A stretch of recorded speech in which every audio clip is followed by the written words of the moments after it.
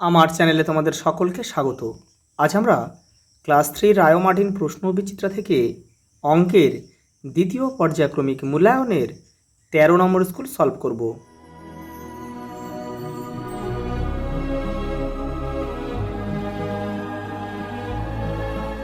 দেখো 13 নম্বর স্কুল, তোমরা যারা আগের সেটগুলো দেখোনি চ্যানেলের প্লেলিস্টে যাবে, ওখানে কিন্তু সব স্কুলগুলো দেওয়া রয়েছে। সেখানে বাংলা রয়েছে, পরিবেশ রয়েছে, ইংরেজি রয়েছে, সেখান থেকে তোমরা করে নেবে। দেখো প্রথম প্রশ্ন দেখো, প্রদত্ত চিত্রটিতে বাহুর সংখ্যা কতগুলো রয়েছে? দেখো 1 2 3 4 5 6, তাহলে কটা? 6টি।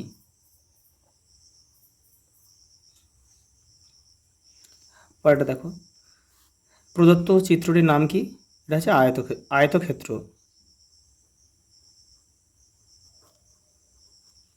আয়তক্ষেত্রের বিপরীত বাহুগুলি সমান হয়। দেখো প্রদত্ত চিত্রটিতে ত্রিভুজ আছে কতগুলি? দেখো 1 2 3 4, আর দেখো এখান থেকে একটা রয়েছে, এটা 5টা, এ পার দিয়ে একটা রয়েছে 6টা, এ পার দিয়ে একটা রয়েছে, দেখো যদি এই রেখাটা ধরি তাহলে 7টা, এ পার দিয়ে একটা 8টা, তাহলে টোটাল 8টি। বিন্যাস অনুযায়ী পরের চিত্রটি আঁকো। দেখো এগুলো কিন্তু আগের সেটগুলোতে বহুবার হয়েছে। এখানে একটা বর্গক্ষেত্র আঁকো। এবার লক্ষ্য করো, দেখো এই দাঁড়িটা দেখো একটা করে ঘর সরে গিয়েছে, দেখো পরের ঘরে সরে গিয়েছে এই, এটা দেখো তাহলে এইখানে হবে, দেখো এই হয়েছে, তাহলে পরেরটা এইখানে হবে এই।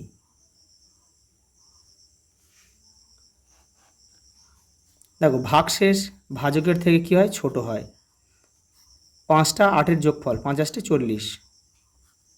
কোনো সংখ্যাকে 7 দিয়ে ভাগ করলে ভাগশেষ হতে পারে 7-এর কম। 7-এর কম কী আছে? দেখো 5, তাহলে 5 আমাদের উত্তর।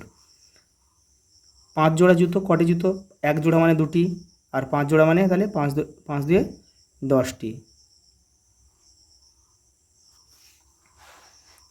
কটা দেখো, বিজোড় সংখ্যা থেকে 1 বিয়োগ করলে কি পাওয়া যাবে? বিজোড় সংখ্যা থেকে 1 বিয়োগ করলে কিন্তু জোড় সংখ্যা পাওয়া যাবে।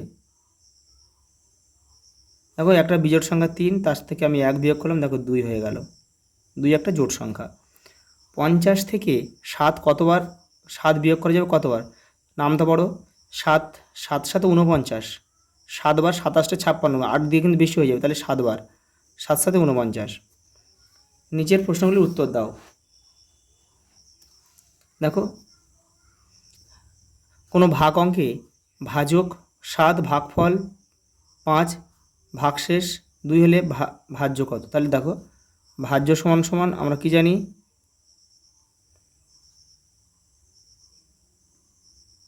ভাজক গুণ ভাগফল যোগ ভাগশেষ।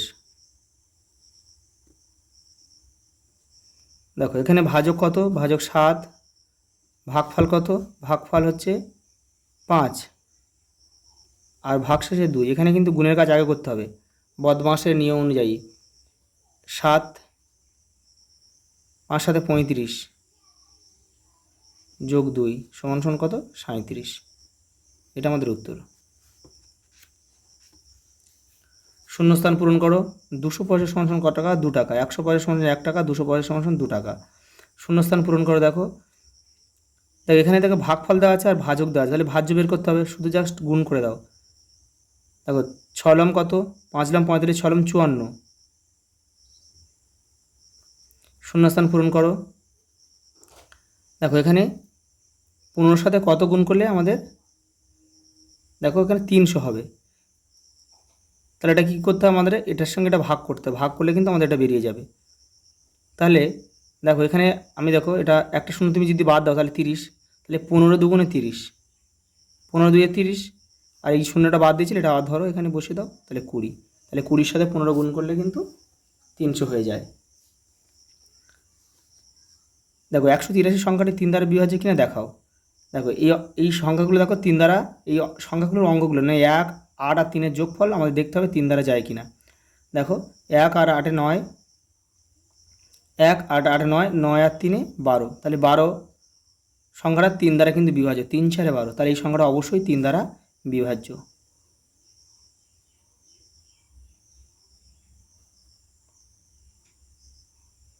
পরে দেখো সত্য বা মিথ্যা লেখো। বৃত্ত আঁকা যায় সরলরেখা দিয়ে, এটা কিন্তু মিথ্যা, মানে বৃত্ত আঁকতে কিন্তু বক্ররেখা লাগবে। দেখো প্রদত্ত চিত্রটিতে বৃত্তাকার চিত্রের মধ্যে আয়তকার চিত্র আছে। হ্যাঁ, এটা এই বৃত্তাকার চিত্র, তার মধ্যে আয়তকার চিত্র রয়েছে, এটা কিন্তু সত্য। গুণফল সমান সমান কি? গুণ্য গুণ্য গুণিতক গুণক, এটা সত্য। বিয়োগের সংক্ষিপ্ত রূপ রূপ গুণ হলো ভাগ। ও রূপ গুণ দিয়েছে এটা, তাহলে এটা আমাদের মিথ্যা করতে হবে। তাহলে এটা হবে কি? এটা কিন্তু ভাগ হবে। আয়তকার চিত্র বানাতে 5টি দেশলাই কাঠি প্রয়োজন, এটাও কিন্তু মিথ্যা হবে। কেন? আয়তকার চিত্রের 4টি বাহু রয়েছে, অর্থাৎ 4টি কাঠি প্রয়োজন, এখানে 5টা কাঠি দিয়ে, তাহলে এটা মিথ্যা। হবে কটা? হবে 4টি। দেখো পরের অঙ্ক। সুজাতা বাজারে গিয়ে 20 টাকা 50 পয়সার আলু, 15 টাকা 25 পয়সার পেঁয়াজ, 70 টাকা 25 পয়সার সবজি কিনেছে। সুজাতা মোট কত টাকার বাজার করেছে? তাহলে কী করতে হবে? সিম্পল, এটা কী করবে তোমরা? যোগ করে দেবে। দেখো আমি এখানে করে দিচ্ছি এটা। দেখো 20 টাকা 50 পয়সার আলু, 50 পয়সা। তারপর কী আছে? 15 টাকা 25 পয়সা, 15 টাকা 25 পয়সা। তারপর কত আছে? 70 টাকা 25 পয়সা।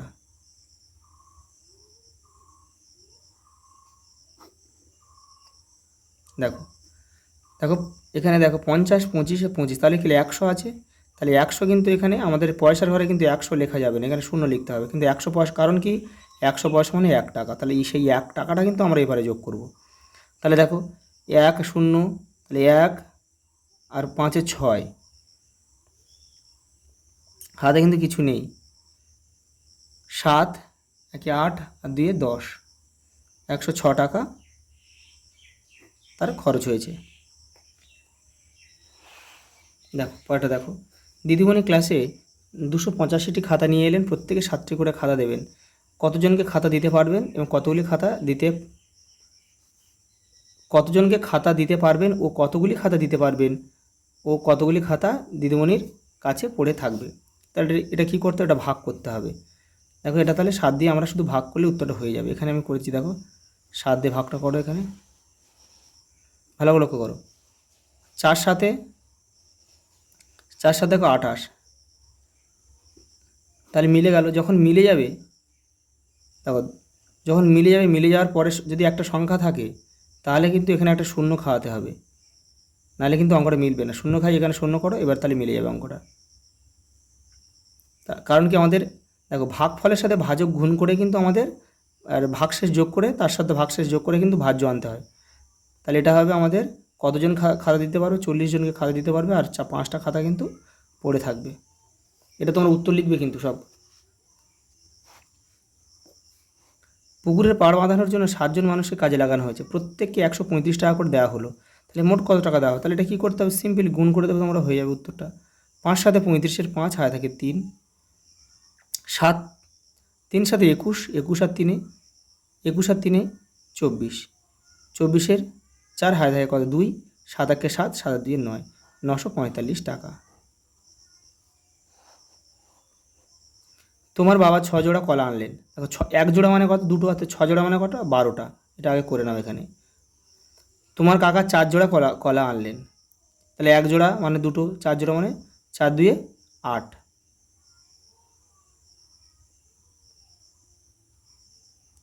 8টি। তুমি তা থেকে 5টি কলা খেয়ে নিলে, তাহলে কটি কলা পড়ে রইল? তাহলে দেখো, তাহলে খেয়ে নিলাম কটা? এটা হচ্ছে আমি 8 আর 12 কত হচ্ছে? 20 হচ্ছে। এবার আমি কী করে, দেখো 5টি কলা কিন্তু সেখান থেকে খাওয়া হয়ে গেছে, তাহলে 20 বিয়োগ 5